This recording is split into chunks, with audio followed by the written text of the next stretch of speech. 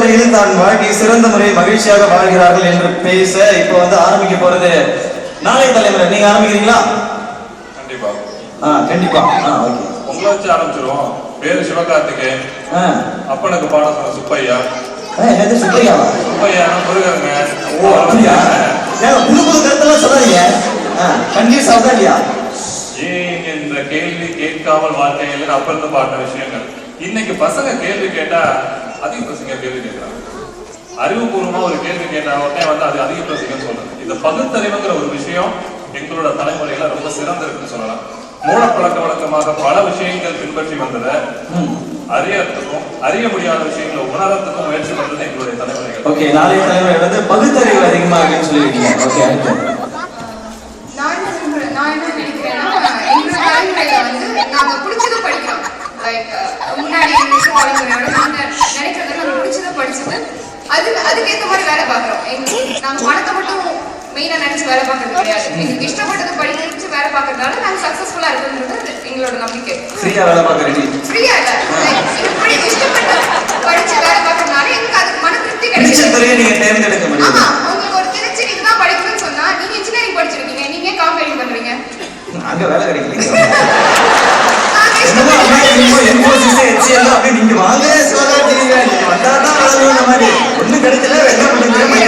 இஷ்டப்பட்டு படிச்சு வேலை பார்க்கறதுனால எனக்கு மன திருப்தி கிடைக்குது. கண்டிப்பா. எங்க தலைமுறையில இன்னொரு அழகு என்னன்னா, ஒரு ஆண் என்ற பெண் வெற்றிக்கு பின்னால பெண் என்ற காலம் போய் பெண் என்ற வெற்றிக்கு பின்னால ஆண் கூட வேற இருக்காரு.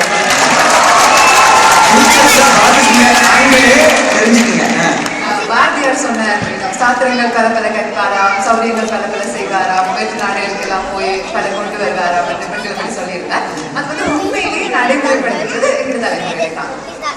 பெண்கள் வந்து இன்னும் ஸ்ட்ராங்கா இருக்காங்க அப்படின்னு சொல்றீங்க. அது அடிவாங்கிற எல்லாருக்குமே தெரியுது.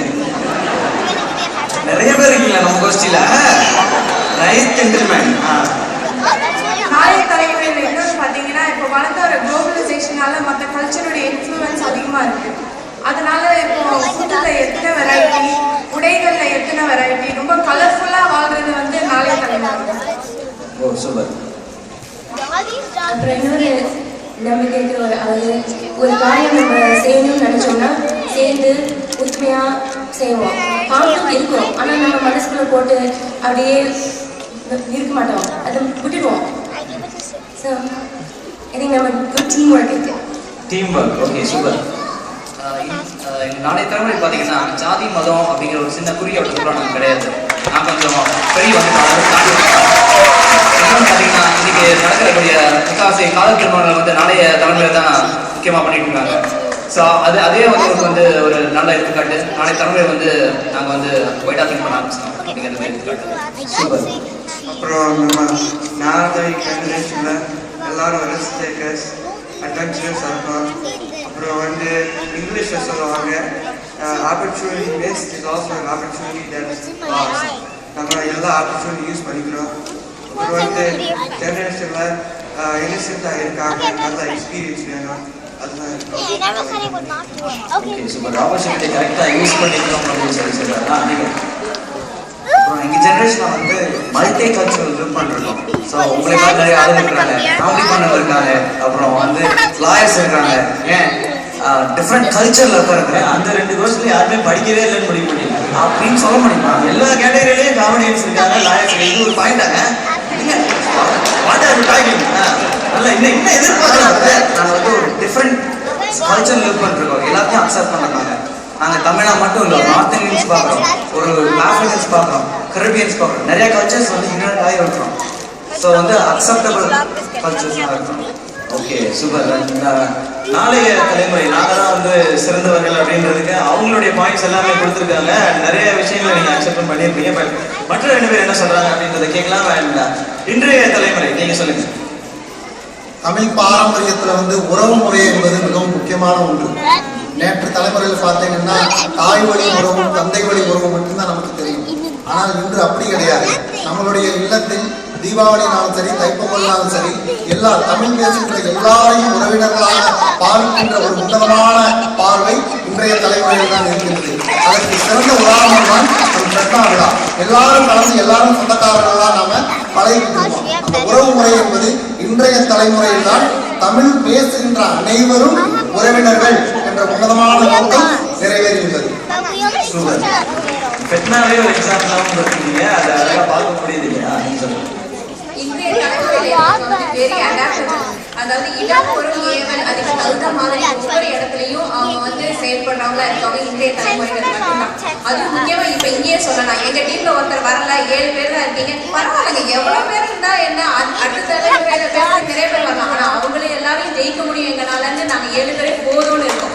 அதை விட எங்க தலைமுறையை சேர்ந்த சில பேர் அந்த மத்த டீம்லயும் பேசுறாங்கன்னா அந்த சூழ்நிலைக்கு தகுந்த மாதிரி அடாப்ட் பண்ணிருக்கிறதுனால.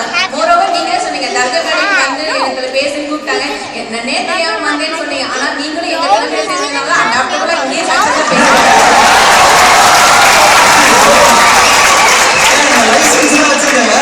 அந்த குறைச்சில் தான் வருவேன் நான். இல்லைங்க, ஏங்க அவங்க முதல்ல பேசும்போதே தெரிஞ்ச உங்க கோச்சில சேர்த்துக்கிறீங்க போல. ஆமாங்க, முதல்ல வயசு இல்லையா, 25 50 வயசு உள்ளவங்க இன்றைய தலைமுறைனா நீங்களாம் எங்க கோச்சிக்கானங்க, இது முதலே தெரிஞ்சது. வயசு ஆயிடுச்சா எதுக்கு இப்படி இங்கெல்லாம் பண்ணிடுவது? சொல்லுங்க. பெண்களுங்க, அதாவது ஒரு சிறு வட்டத்துக்குள்ள ஒரு படி கீழேயே இருந்து பார்க்கப்பட்ட பெண்கள் வந்து தன்னோட முழு சுதந்திரத்தோட தங்களோட கருத்துக்களை வந்து வெளிப்படையா தெரிவிச்சது வந்து இன்றைய தலைமுறையில் தான். இப்ப பாத்தீங்கன்னா இந்த காலத்துல சமபாவம் சில சமயங்கள்ல ஆண்களுக்கு மேலேயும் இருக்காங்கன்னா அது இந்த தலைமுறையோட சிறப்பு தான். அது கண்டிப்பா பெண்கள் வெளியே வந்தது வந்து இந்த தலைமுறையில தான்.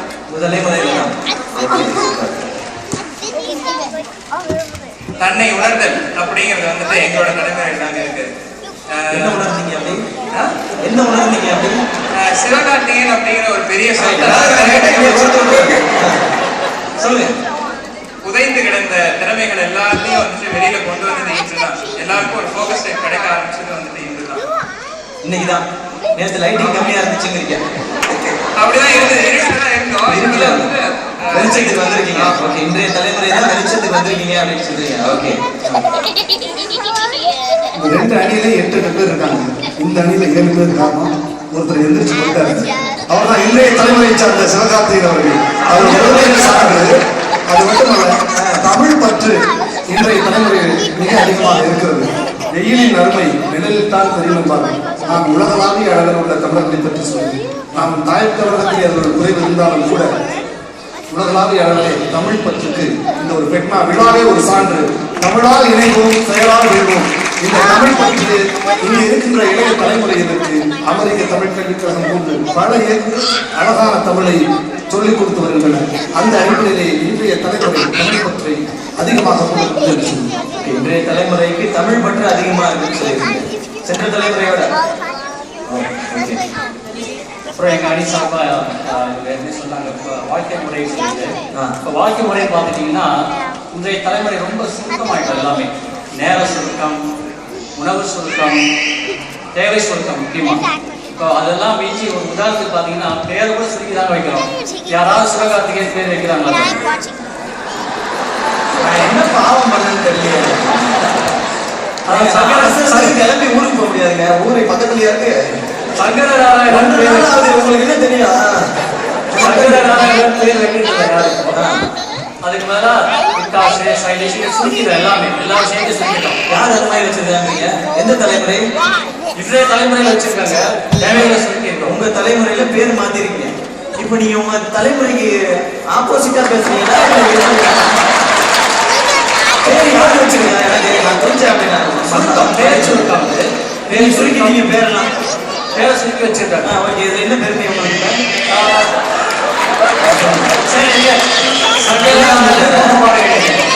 அதுக்கு முதல்ல பதில் சொல்லுங்க.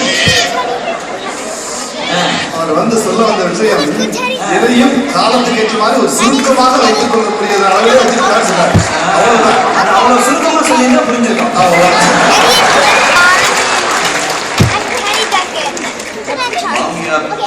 மாமியாரு அதையும் சொல்லிட்டீங்களா? அந்த சண்டை வந்து இப்பதான் குறைஞ்சிருக்கு. ஏன்னா அவங்க ஏதோ இந்தியாவில் இருக்காங்க, நாங்க இங்க.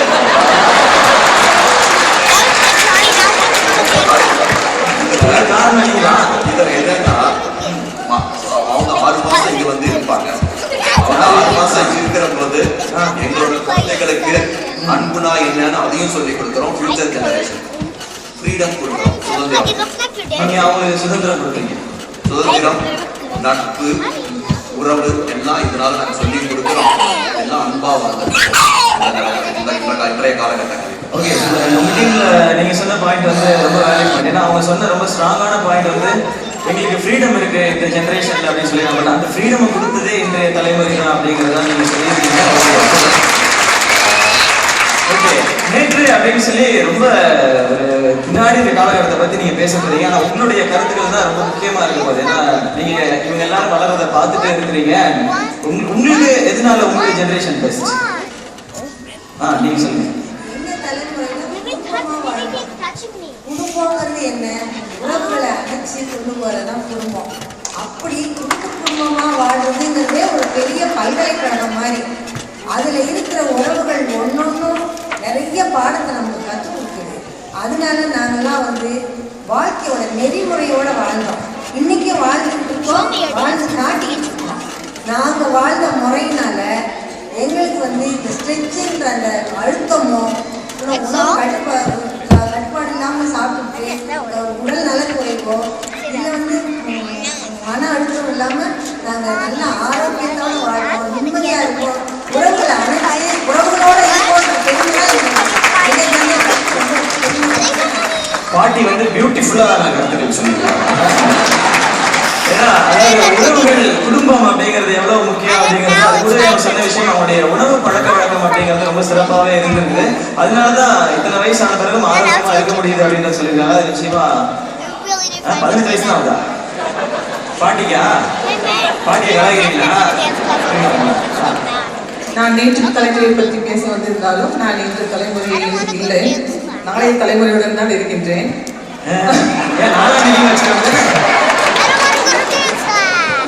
பகுத்தறிவு மிக்க நேற்றைய தலைமுறையைச் சேர்ந்த நம் தெய்வப்புலவர் திருவள்ளுவர், பாரதியார், பாரதிதாசன், நம் தந்தை பெரியார் அவர்கள் நமக்கு வந்து எவ்வளவு கஷ்டப்பட்டு போராடி பெண் விடுதலை, தேச விடுதலை போன்ற எல்லாத்தையும் வழி வகுத்து நமக்கு வந்து கஷ்டப்பட்டு போராடி நமக்கு கொடுத்துட்டு போனதுனாலதான் நம்ம நாளைய சமுதாயம் அந்த வழியில போகிறதுக்கு முடிந்தது.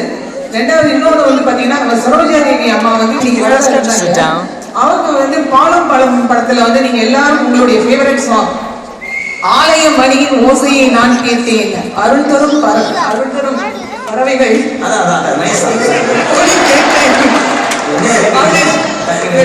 குரல் கொடுப்பீங்கன்னு நினைச்சேன். அப்படி காலையில 6 மணிக்கு எழுந்து வாசல் தெளிச்சு கோலம் போட்டு நம்மளுடைய பாட்டிமார்கள் எல்லாம் பண்ணி அதுவே அவங்களுக்கு ஒரு நல்ல ஒரு எக்ஸசைஸா எல்லாம் பண்ணிட்டு போயிட்டு இருந்தாங்க. அந்த மாதிரி ஒரு தினசரிய வந்து ஒரு தெய்வத்திற்கு இணையா கணவனை வச்சிருந்த காலம் அது. சூப்பர். அவங்க சொன்ன பாயிண்ட் வந்து அவங்க சொன்ன எல்லா பெரிய பெயர்கள் எல்லாமே அந்த நேற்றைய தலைமுறைகளை சேர்ந்தவங்க தான். அது யாரா இருக்கா? இன்னொரு பாயிண்ட் வந்து காலையில எந்திரிச்சு கோலம் போடுறது அப்படிங்கிறது மாதிரி சாயங்காலம் டிவியில கோலம் போடுறது. காலையில எந்திரிச்சு கோலம் போட்டு துளசி மாடத்துக்கு போய் விளக்கு ஏற்றி கணவனுடைய கால்களை தொட்டு வணங்கி அவருக்கு காஃபி போட்டு கொடுத்து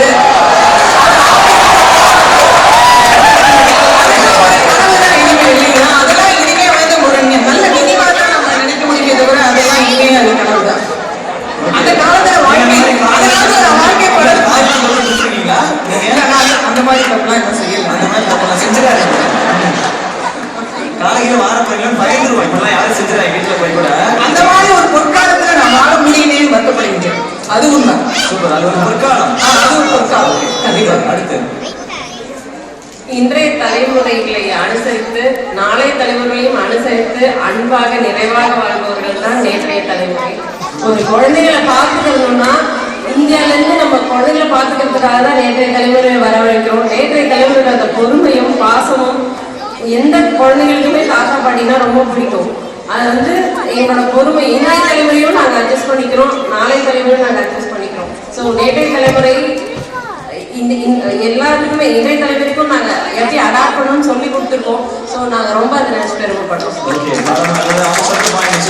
எல்லாருக்குமே நினைக்கிறேன். இங்க ஒரு குழந்தை பிறக்கணும் அப்படின்னா ஊர்ல இருந்து யாராவது வரணும், அம்மாவோ இல்ல மாமியாரோ யாராவது ஒருத்தர் வரணும். ஸோ அவங்களுக்கு மட்டும் தான் அந்த அனுபவ பாடத்தை கற்றுத்தர திறமை இருக்கு அப்படின்னு சொல்லியிருக்காங்க. அடுத்தது திரு நாகராஜன் சொன்னாரு வந்து மாமியாரு இங்க வந்துடுறாங்க. இப்போ முன்னாடி மாதிரி மருமகள் மாமியார் அவ்வளவா இல்ல, ரிலேஷன்ஷிப் வந்து ரொம்ப நல்லா இருக்கு அப்படின்னு சொல்லி சொன்னாங்க. இங்க அமெரிக்காவுக்கு வர்றதுனால சண்டை போராட்டம் முடிவுட்டா கம்யூனிகேஷன் மீடியா நிறைய இருக்கு. ஆனா உண்மை என்னன்னா இந்த அமெரிக்கால வந்து இந்த நேற்றைய தலைமுறையை அழைச்சிட்டு வர்றதுக்கு காரணம் என்னன்னு உங்களுக்கு தெரியுமா?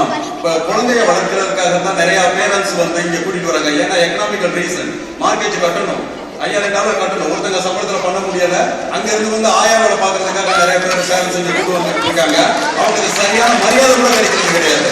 ஒரு பேரண்ட்ஸ் எங்களுக்கு சொல்றாரு, நான் வந்து எப்படா ஊருக்கு போகணும் உட்கார்ந்து இருக்கிறேன், என் பையன் வந்து என் பாஸ்போர்ட் எடுத்து வச்சுட்டு தர மாட்டேங்கிறேன். ஏன்னா அவர்கிட்ட நான் சொன்னேன், என் பையன் எடுத்து வச்சுட்டு தர மாட்டேங்கிறேன் அப்படின்னு கேட்டேன். அவர் சொல்றாரு, நீங்களே சொல்லுங்க, குழந்தை பிறந்து ஒரு 4 மாசம் தான் ஆகுது, இன்னும் ஒரு 6 மாசம் இருந்தா தான் அதை நல்லமுறையா வளர்க்க முடியும், அதுக்காக நான் எப்ப வைக்கிறேன்னு சொல்லிட்டு இந்த மாதிரி வந்து சண்டை இல்லைன்னு சொல்ல முடியாது. ஆனா இந்த காரணங்கள் தலைமுறையோட தேவை வந்து அத்தியாவசியமா இருக்கிறதுனாலதான் அந்த நெருக்கத்தை இந்த கரண்ட் ஜெனரேஷன் காட்டாங்களே தவிர உண்மையான அன்பு பாசங்கிறது வந்து இப்ப கம்மியாயிடுச்சுன்னு சொல்லுவாங்க. அதே மாதிரி வந்து இன்னொரு வந்து உறவுகளை பத்தி சொன்னாங்க.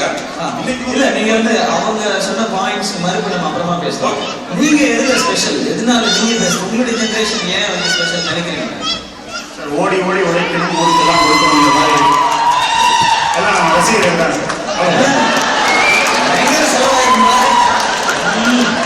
அதாவது கொடை எங்கள் தலைமுறையில் தான் மிகுந்திருந்தது. நாம் சம்பாதிக்கும் சம்பாத்தியத்தில் ஒரு பகுதியை நாட்டுக்காகவும் சமூகத்துக்காகவும் ஒதுக்கி வைக்க வேண்டும் என்ற ஒரு திறமையான கொள்கை இருந்தது. அதனால என்னன்னா போதும் என்ற மனமே பொன் செய்யும் வந்ததுன்னு சிறுக கட்டி பெருக வாழ்ந்த தலைமுறை எங்களுக்கு.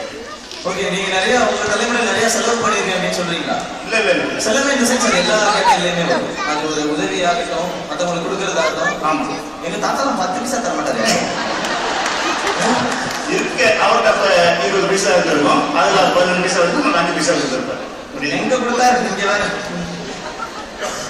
அதாவது இன்னொரு விடயம், மொழி பற்றி, அதாவது நாங்கள் யார் என்று சொன்ன சமூகம் இந்திய சமூகம். நாங்கள் யார் என்று சொல்லி எங்களுக்கு இருக்கிற பொருளாதாரம், எங்களுக்கு இருக்கிற கட்டுமானம், எங்களுக்கு என்ற ஒரு வாழ்க்கை முறை, இவர்கள் எல்லாம் சொன்னது தமிழர்களுடையதுதான் என்று தமிழ் மொழி மீது கற்றுக்கொண்டு தமிழ் மொழியை அதாவது தமிழ் மொழியை நேசித்து அது வாழ்ந்தார்கள். உதாரணமா சொன்னா இவங்க எல்லாரும் சொன்னது, நாங்கள் அத்திவாரம் போட்டு அதன் மீதுதான் கட்டடம் கட்டியிருக்கிறோம். ஆகவே அத்திவாரம் போட்டு அதன் மீது கட்டடம் கட்டி ஒரு நிறைவான வாழ்விலே, ஒரு குடும்ப வாழ்வை, ஒரு முழுமையான வீட்டுக்குள்ளே வாழ்ந்து வந்தோம். அதுதான் நேற்றைய தலைமுறை. வேரோடு உயிரோடு இருந்த மரங்களாக இருந்தது நேற்றைய தலைமுறை. உயிர்ப்புள்ள மரங்கள் நேற்றைய தலைமுறை என்று சொல்லலாம். சூப்பர். அதாவது அவர் சொல்றது வந்து நேற்றைய தலைமுறை தான் அடையாளத்தை ஏற்படுத்தி கொடுத்திருக்காங்க.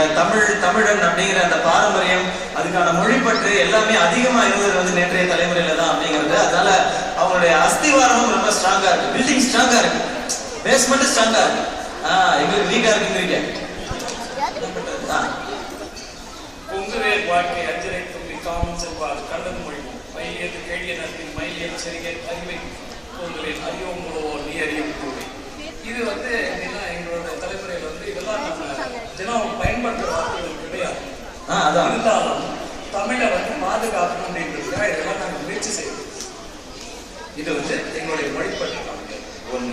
நேற்றைய தலைமுறை அப்படின்னா நீ மனப்பாடமெல்லாம் சொல்லியிருக்கணும், எழுதி வச்சு எழுதி வச்சாது படிக்கணும் அப்படின்றது வந்து என்னன்னா ஒரு முயற்சி. அதுங்களா, அது ஒண்ணு.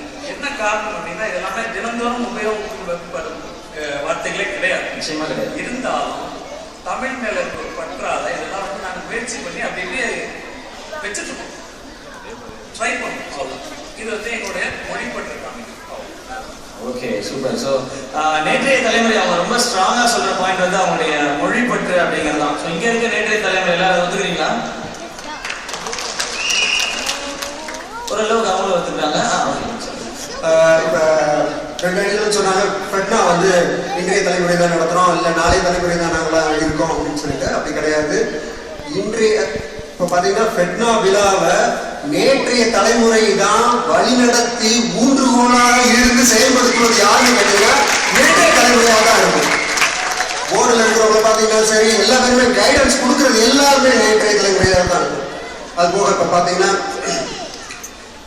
சுயமரியாதை இயக்கம் அப்படின்னு ஒன்று அந்த காலத்தில் நேற்றைய தலைமுறை தான் வந்து ஆரம்பிச்சு பகுத்தறிவு கொஞ்சம் கொஞ்சமா ஊட்டி ஊட்டி வளர்த்து அதுக்கு அடித்தளமா ஆணிட்டு அந்த இதை கொண்டு வந்தது பார்த்தீங்கன்னா நேற்றைய தலைமுறை தான். பார்த்தீங்கன்னா விதவை திருமணம், அப்புறம் மூட நம்பிக்கைகளை ஒழிச்சது, அந்த சுயமரியாதை இயக்கம் மூலம் தான் நாங்கள் வந்து அடித்தளமே விட்டோம். இப்போ பார்த்தீங்கன்னா பெண்களுக்கு சம உரிமை. இப்போ இவ்வளவு பெண்கள் வந்து பேசுறாங்க இல்லையா, அந்த காலத்துல பேசியிருக்க முடியுமா? அந்த 50 வருடங்களுக்கு முன்பு சொல்றேன் நான். அப்ப பாத்தீங்கன்னா அந்த இதை மூன்று காலம் கொண்டு வந்தது யாரு அப்படின்னு கேட்டீங்கன்னா நேற்றைய தலைமுறையில இருந்துதான் வந்தது. நேற்றைய தலைமுறையில இருந்தாங்க. ஓகே, நேற்றைய தலைமுறை, இன்றைய தலைமுறை, நாளைய தலைமுறை அவங்களுடைய வேல்யூ பாயிண்ட்ஸ் எல்லாமே வச்சுட்டாங்க. இப்போ நாங்க எல்லாருமே பெஸ்ட், நம்ம யாரா இருந்தாலுமே அப்படிதான் சொல்லிப்போம், நான் வந்து இதுல பெஸ்ட், நான் அதுல பெஸ்ட் அப்படின்னு சொல்லி. அண்ட் அதுல சொல்ற பாயிண்ட்ஸோட உங்க பக்கத்து வீட்டுக்காரர் ஏன் உங்களுக்கு பிடிக்காது, அவர் அப்படி என்ன உங்களோட குறைஞ்சு போயிட்டார் அப்படின்னு நீங்க கேட்டு பாருங்களேன். அந்த கொஸ்டினை முடிக்கிறதுக்குள்ள ஒரு 1 hour நான் ஸ்டாப்பா பேசுவோம் யாரா இருந்தாலும். அதுக்கு வந்து கோபிநாத் தான் இந்தியாவில் இருந்து வரணுன்ற அவசியமே கிடையாது, யாரா இருந்தாலும் பேசுவோம். இப்ப அதான் இங்க வைக்க போறோம். நீங்க ஏன் மற்ற தலைமுறைகள் வந்து சரியில்லை அப்படின்னு நீங்க சொல்றீங்க அப்படிங்கறதான் இப்ப நான் கேட்க போறேன் அந்த கேள்வி. அண்ட் முதல்ல நான் நேற்றைய தலைமுறையில இருந்து ஆரம்பிக்கிறேன். நீங்க வந்து இன்றைய தலைமுறையும் பாக்குறீங்க, நாளைய தலைமுறை அவங்களையும் பாக்குறீங்க. நீங்க நிறைய வருடங்கள் வாழ்ந்து முடிச்சிருக்கீங்க. நீங்க சொல்ற விஷயங்கள் எல்லாம் மொழிப்பற்று, பாரம்பரியம், இது எல்லாமே பகுத்தறிவு எல்லாமே எங்களுக்கு ஜாஸ்தியா இருக்கு அப்படின்னு. பட் இன்றைய தலைமுறை ஸ்ட்ரைட்டா அங்க டார்கெட் பண்ணலாம், நாளைய தலைமுறைக்கு போக வேணாம்னா இன்றைய தலைமுறைகள் மேல எது உங்களுக்கு அதிகமான கோபத்தை ஏற்படுத்துது, என்னெல்லாம் அவங்க செய்யற தவறுகள் நினைக்கிறீங்க சார்? ரசனைகள் ரொம்ப கொச்சையமாயிட்டு ஒரு பெண்ணை வரைக்கும் போது பார்த்தீங்கன்னா எங்கள் தலைமையில் காலங்களில் அவள் வசந்தம், தலைவிலே ஓவியம், மாதங்களில் அவள் மார்கழி, மலர்களிலே மல்லிகையும் பாடும். இந்த டெர்மில் பாட்டுக்கிறாங்க. அடடா அல்வா தூண்டு இடுப்பும் இடுப்பு,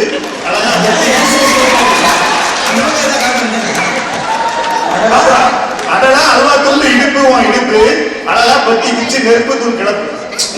எவ்வளவு அழகா எழுதிருக்காங்க. அப்புறம் பாத்தீங்கன்னா குத்துப்பாட்டு எங்க தமிழ்னு இருந்தது. அடி நாட்டு ஏறாக்கம்மா பல்லாக்கு நெளிப்பு குத்துப்பாட்டு. பல்லாக்கு நெளிப்பு நெஞ்சு கொளுத்து நெளிப்பு. அப்ப நீங்க எதை பத்தி பேசுறீங்க? அந்த நெளிப்புல குத்துப்பாட்டு என்ன இப்ப குத்துப்பாட்டு எழுதுறாங்க. அந்த பாட்டுல என்ன அந்த நெளிப்புன்னா எதை பத்தி பேசுறீங்க? வார்த்தைகள் பயன்படுத்துறது. இப்போ என்ன எழுதுறாங்க, என்னம்மா பண்ணலாம், டிஸ்டோருக்கு போகலாம், ஓட்டாவை போடலாம், ஓடிப்பாடி ஆடலாம்னு குத்துப்பாட்டு. அது எங்க தப்பு? என்னமா பண்ணலாம் அப்படிங்கிறது எவ்வளவு நல்ல தமிழ் வார்த்தை தெரியுமா? அப்புறம் முக்கியமா வந்து இப்போ நம்ம பாட்டு பத்தி தப்பா சொல்றாங்க சார். அந்த மாதிரி டெய்லி சன்வீஸுக்கு போன் போட்டு எத்தனை வாட்டி இந்த பாட்டெல்லாம் கேட்க தெரியுமா? நாக்கு முக்கா மாதிரி வராது. அதனால நாக்கு முக்கா அவ்வளவுதான் சிம்பிள். குழந்தை கூட பாடலாம். அது இன்னொரு சிம்பிளா கேட்கிறேன். இப்ப அப்படியே போயிட்டு சிம்பு வந்து டக்குனு யார ஹன்சிகா மொட்டவானியை பார்த்து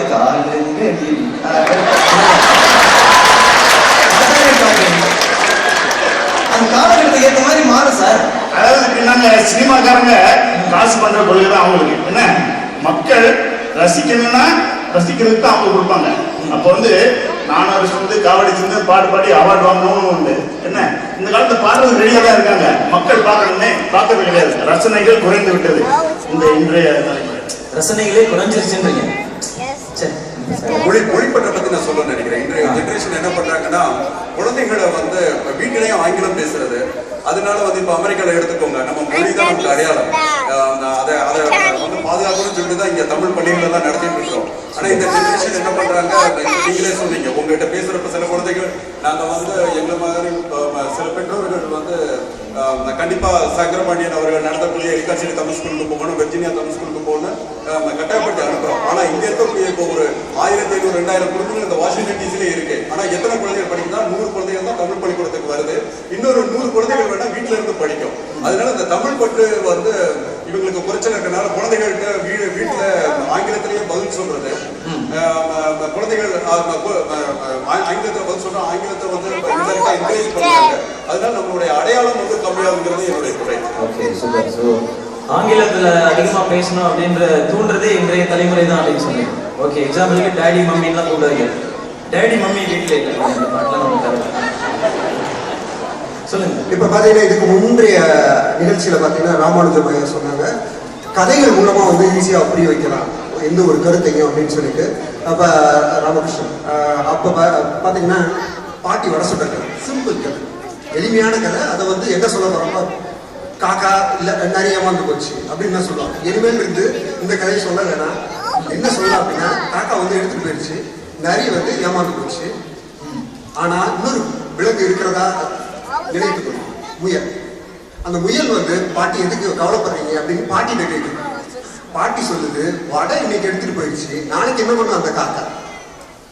அந்த வடை எடுத்துட்டு போன காக்கா நாளைய ஏமாந்து போன நரி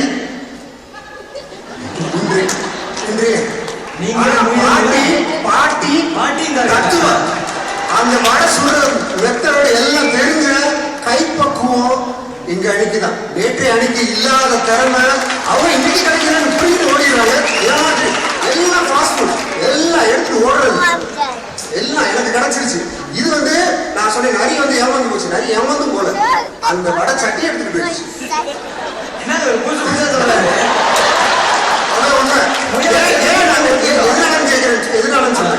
இன்றைய அணி என்ன பண்றாங்கன்னா, அட்லீஸ்ட் நான் ஆராய்ச்சி பண்ணி என்ன பண்ணணும்னு நான் கண்டுபிடிச்சிருவேன் அப்படின்னு நினைப்பாங்க இன்றைய அணி. ஆனா அந்த கைப்பக்குவம், என்ன பண்ணா எது நல்லது, எப்படி சாப்பிடணும், இது இந்த நேரத்துல இது சாப்பிடு, நைட் நேரத்துல இது சேர்க்காத, பால் சேர்க்காத, எப்படி செய்யணும்ன்றது தெரியும் தெரியும். கஷ்டப்பட்டு செஞ்சு காக்கா தானே தூக்கிட்டு போகுது, நீங்க சாப்பிட முடியலையே. அடுத்த நாள் இன்னொரு காக்கா வரும், நீ வந்து காக்கா கதை மாறல, பாட்டியால அந்த வடையை சாப்பிட முடியல. காக்காவுக்கும் நரிக்குதான் ஓகே, அவங்களெல்லாம் அனிமல்ஸ்ங்கிறீங்க நீங்க. உறவு முறைகளை எடுத்துட்டீங்கன்னா அன்பு, காதல், பாசம், நேசம், விட்டு கொடுத்தல், சகிப்புத்தன்மை, பொறுமை, நிதானம் இதெல்லாம் கொஞ்சம் கொஞ்சமா கம்மியாகி நாளைய எங்ககிட்ட இருந்தது. இப்ப இருக்கிறவங்ககிட்ட கொஞ்சம் இருக்கணும்னு ஒத்துக்கலாம், இந்த தலைமுறைகிட்ட கொஞ்சம் இருக்குது. அங்கெல்லாம் இருக்குமாங்கிறது சந்தேகம். எதனால விவாகரத்துலாம் நிறைய ஆகுது நீங்க நினைக்கிறீங்க? எனக்கு தெரியாது. உங்களுக்கு இப்பதான் கல்யாணம் இருக்கு, நீங்க நல்லாவே இருங்க. நான் என்ன சொல்றேன், விட்டு கொடுக்கறது சகிப்புத்தன்மை இல்லை. அடுத்ததா இன்னொன்னு ஒன்னே ஒரு விஷயம் சொல்ல விருப்பப்படுறது என்னன்னா, ஒரு விடுமுறை வந்ததுன்னா அந்த காலத்துல வந்து ஒரு பாட்டி வீட்டுக்கு போவோம், ஒரு தாத்தா வீட்டுக்கு போவோம் சொல்லி ஒரு சின்ன கிராமத்துக்கு போவோம்.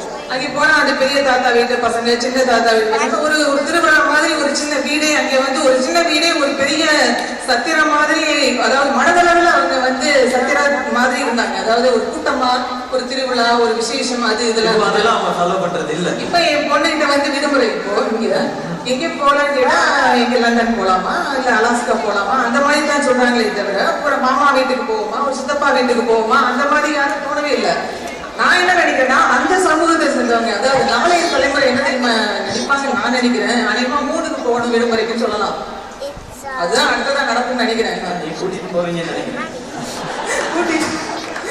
ஓகே, இன்றைய தலைமுறை மேல உங்களுக்கு இருக்க குற்றச்சாட்டு, ஆளுக்கு ஒரு குற்றச்சாட்டு சொல்லுவோம். சமையலே எடுத்துக்கங்க, நீ செய்யறதா நான் செய்யறதா, கணவன் மனைவிக்குள்ளே அதுலயும் பெண்கள் வந்து நான் ஏன் பண்ணணும், நான் என்ன சமையக்காரியா, நான் என்ன எப்ப பார்த்தாலும் வடிச்சு கொட்டது வேலைக்காரியா, ஏன் அப்படி நினைக்கிறீங்க? நாங்கெல்லாம் வந்து குடும்பத்துல வந்து சமையல் பண்ணணும்னா அத்தனை குடும்பத்துல இருக்கிற அவ்வளோ பேரோட உயிர் கையில தான் கொடுத்துருக்காங்க எங்ககிட்ட. பெருமையா, அன்போட, ஆரோக்கியத்தோட சமைச்சு சந்தோஷப்பட்டு அவங்க சாப்பிட்டதை பார்த்து அவங்கள ஆரோக்கியமான வாழ்க்கையை எடுத்து போறதுக்கு வழிகாட்டிட்டு இருக்கோம். அதை விட்டு ஏன் இந்த மாதிரி சமையல் அது ரொம்ப முக்கியமான பாயிண்ட். இல்ல அது நல்ல பாயிண்ட் சொல்லியிருக்கீங்க, பட் சமையல் என்னன்னு பாட்டி எங்களுக்கு தெரியாது. ஹோட்டல்ல செஃப் சமைச்சது கூட நான் பார்க்க முடியாது. ஒரு மிளகு சீரகம் போட்டு ஒரு ரசம் வச்சு ஒரு பருப்பு துவையல் அரைச்சு அந்த தாய் கையால கொடுத்து நீங்க சாப்பிட்டு பாருங்க, உங்களுக்கு இந்த தலைவலி காய்ச்சல் போகவே நினைப்பாங்க. இன்னைக்கு உங்களுக்கு ஒரு மாதிரியா இருந்தா வீட்டுக்கு வாங்க, நான் செஞ்சு தரேன்.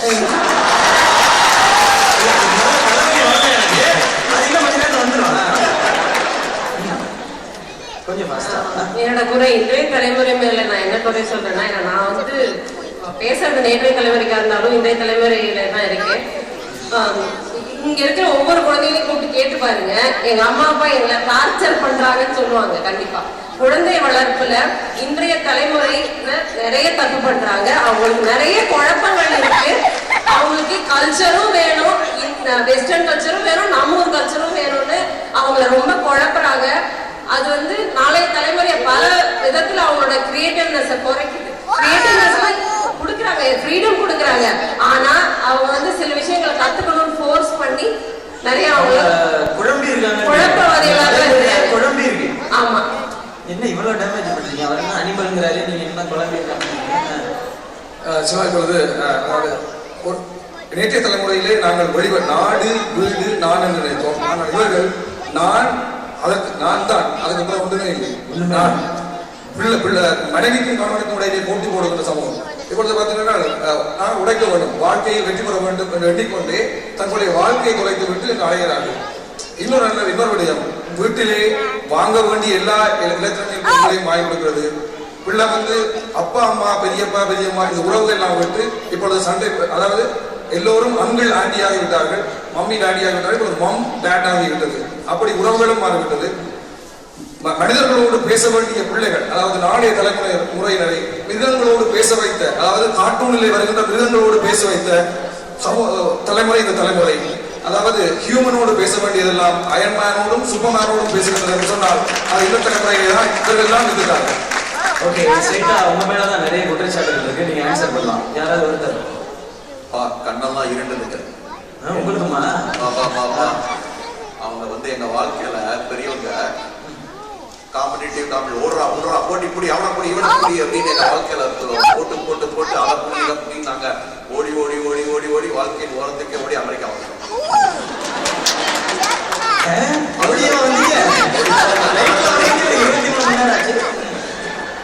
அதை வந்து அவங்க பொறுத்துக்கிட்டு அதுக்கப்புறம் வந்து நம்ம அவங்க பேரன் பேத்திகளுக்கெல்லாம் வந்து நாங்க வளர்த்துறதை பார்த்து ஒரு கிளாஸ்ல போய் பட்டா ஒரு நாள் பியானோ ஒரு நாள் டென்னிஸ் அதெல்லாம் பார்த்துட்டு என்னடா ஒரே பிடிச்சவர் ஆக்கிற இந்த மாதிரியா வளர்த்துறது அப்படிங்கிறாங்க. அதை பொறுத்துக்கிட்டு இவங்களுக்கு ஃப்ரீடம் கொடுத்து நீங்களே சூஸ் பண்ணுங்க நல்ல கேரியரை பார்த்து அப்படின்னு சொல்றோம்.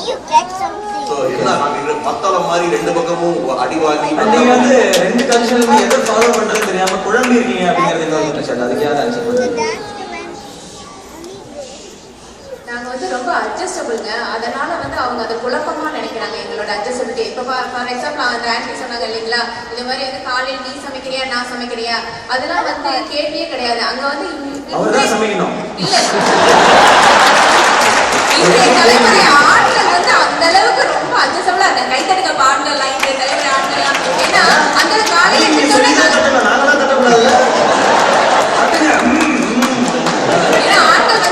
அந்த அளவுக்கு அட்ஜஸ்டபிளா இருக்காங்க. அதை காட்டி எனக்கு இன்னொரு ஆச்சரியமான விஷயம் என்னன்னா, இப்ப வந்த பாட்டெல்லாம் என்னென்னமோ எங்களுக்கே தெரியாது. அவங்க எவ்வளவு தூரம் பண்ண முடியாது பாருங்க. அது எப்படிப்பட்ட வரிகள் இல்லாம எங்களுக்கு உண்மையிலே தெரியாது. அவங்க வேலை பார்த்து சும்மா தானே இருக்காங்க. ஆனா அந்த காலத்துல வந்த பாட்டே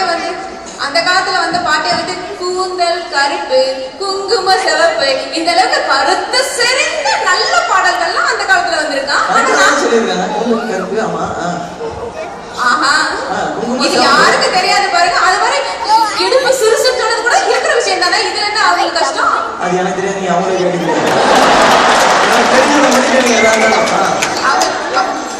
அவங்களுக்கு ஒண்ணும் இல்லைங்க. ஒய்திஸ் கொலவரி அவங்களுக்கு அந்த ஆத்திரம் தான், வேற ஒண்ணும் இல்லை. இதை பார்த்து அவங்களுக்கு வந்து எப்படின்னா இன்றைய தலைமுறை அவங்களுடைய குழப்பல்வாதிகள். அவங்க நாங்க குழப்பவாதிகள் சொல்றாங்க, அவங்க வந்து ரொம்ப ரொம்ப குழப்பல்வாதிகள். எங்களை பார்த்து எப்படின்னா அவங்க வந்து எப்படின்னா ஐயோ வடை போச்சு அப்படின்னு குழம்புறவங்க. ஆனா இவங்க எப்படின்னா இப்பவே கண்ணை கட்டுது அப்படின்னு எதுக்கு இருந்தாலும் டென்ஷன் ஆறாங்க. ஆனா நாங்க இருக்கோமே, எங்களை போட்டு குமுறு குடிய வச்சு குத்துனாலும் அப்படியே போட்டு எவ்வளவுதான் அடி வாங்கினாலும் நாங்க ரொம்ப நல்லவங்க. ஏன்னா இப்ப பார்த்தா தெரியும் ரெண்டு பேரும் நடுவுல நடுக்கப்படுற சாண்ட்விச் மாதிரி. ஆனாலும் நாங்க அட்ஜஸ்ட் பண்ணிட்டு நல்லவங்களா வாழ்ந்துட்டோம். ஆமாங்க, கட்ட சரியில்லை இருந்தாலும் பரவாயில்லன்னு எவ்வளவு தூரம் ஸ்ட்ராங்கா பேஸ்மெண்டோடயும் ஸ்ட்ராங்காவும் பில்டிங் ஸ்ட்ராங்காவும் நாங்க பில்டப் பண்றோம். அதை சொல்லும் போதே அவ்வளவு தரமா ட்ரை பண்ணுங்க. ஓகே, இப்போ நீங்க அதுக்கு ஆன்சர் பண்ணி முடிச்சீங்க. அடுத்து உங்கள்கிட்ட கேட்க போறதுதான், நீங்க நாளைய தலைமுறைகள் மேல இருக்கிற குற்றச்சாட்டுகள் இல்லையா? ஃபாஸ்டா ஒன்னு சொன்னா Facebook என்று சொல்லப்படுகின்ற சமூக வலைத்தளத்தில் முகத்தை துரைத்து விட்டார்கள். Facebook தான் வாழ்க்கை என்று இருக்கிறார்கள். இப்போ Facebook பத்தி பேசுறதுனால உங்களுக்கு எவ்வளவு லைக்ஸ் தெரியும்?